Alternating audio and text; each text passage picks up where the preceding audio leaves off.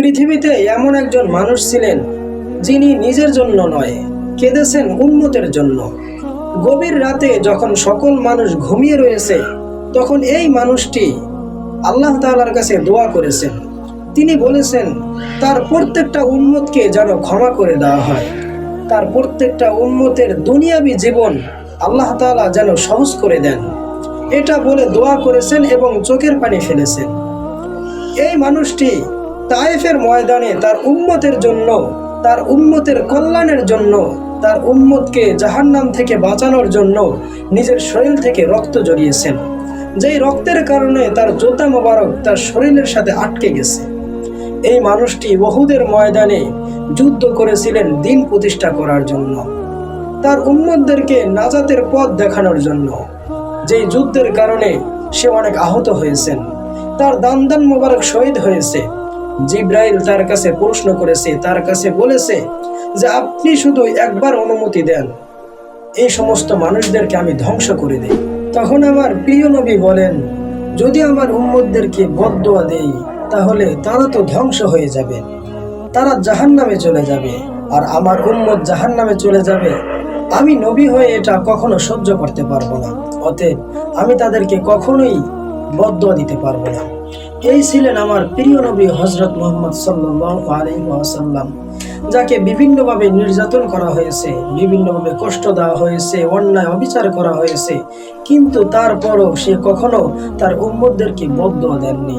তিনি সবসময় তার উম্মতদেরকে কিভাবে সঠিক পথে আনা যায়, কিভাবে আল্লাহ তাআলার পথে আনা যায়, কিভাবে দিন প্রতিষ্ঠা করা যায়, কিভাবে দিনকে কিয়ামত পর্যন্ত বাস্তবায়ন করে রেখে যাওয়া যায়, সেই চিন্তাই করতেন।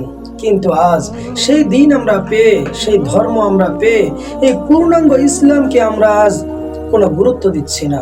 রাসূলুল্লাহ সাল্লাল্লাহু আলাইহি ওয়াসাল্লাম দিনের পর দিন, মাসের পর মাস না খেয়ে থেকে তিনি দিনের পর দিন কষ্ট করে আমাদের জন্য ইসলামকে রেখে গিয়েছেন, কিন্তু আজ সেই ইসলামকে আমরা মানতেছি না। আমরা রাসূলুল্লাহ সাল্লাল্লাহু আলাইহি ওয়াসাল্লামের সুন্নাতকে আজ বাস্তবায়ন করতেছি না আমাদের জীবনে। এটা আমাদের সকল মুসলমানদের জন্য হতাশা ছাড়া আর কিছুই নয়। কেননা আজ এই বাংলার জমিনে রাসূলুল্লাহ সাল্লাল্লাহু আলাইহি ওয়াসাল্লামকে নিয়ে কটূক্তি করা হয়, তাকে নিয়ে বাজে মন্তব্য করা হয়, তাকে বিভিন্নভাবে গালিগালাজ করা হয়, কিন্তু আমরা মুসলমান হয়েও এর কোনো প্রতিবাদ করি না। তাহলে আমরা কিভাবে আশিকে রাসূল হলাম?